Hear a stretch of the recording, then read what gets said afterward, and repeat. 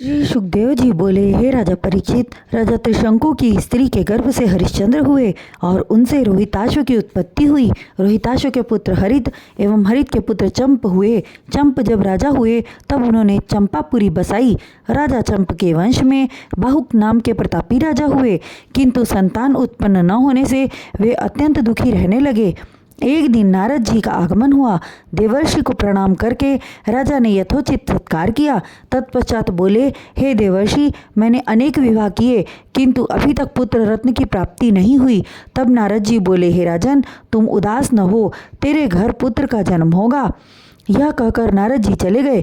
कुछ समय पश्चात रानी ने गर्भ धारण किया। उसी समय राजा बाहुक के राज्य पर शत्रुओं ने आक्रमण कर दिया और राज्य छीन लिया। उस समय राजा बाहुक अपनी रानियों सहित वन में चले गए और देव योग से उनकी मृत्यु हो गई।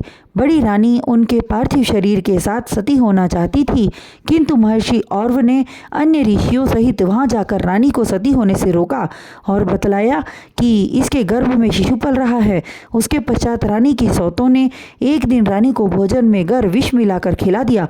यह ज्ञात होने पर अन्य ऋषिगण एवं रानी भयभीत हुए। तब औरव ऋषि ने कहा, आप लोग चिंता न करें, यह बालक विष के प्रभाव से और अधिक तेजस्वी होगा। समय पूर्ण होने पर बालक ने जन्म लिया।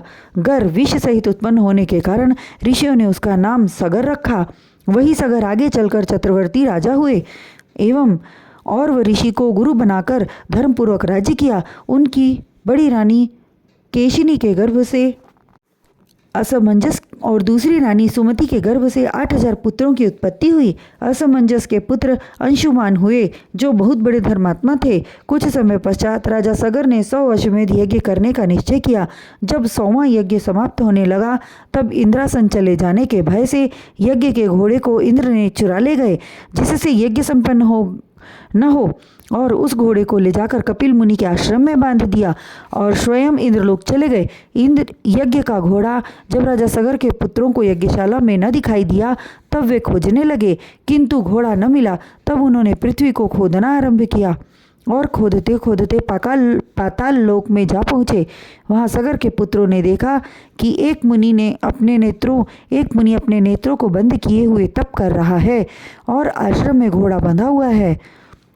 यह देखकर सगर पुत्रों ने क्रोधित होकर कहा, अरे दुष्ट पाखंडी, तू यज्ञ का घोड़ा चुरा लाया और हमें आया हुआ देखकर नेत्र बंद करके तप करने का ढोंग करने लगा।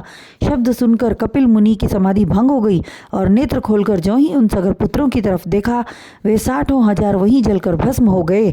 मुनि का अपमान करने का फल उन्हें प्राप्त हो गया।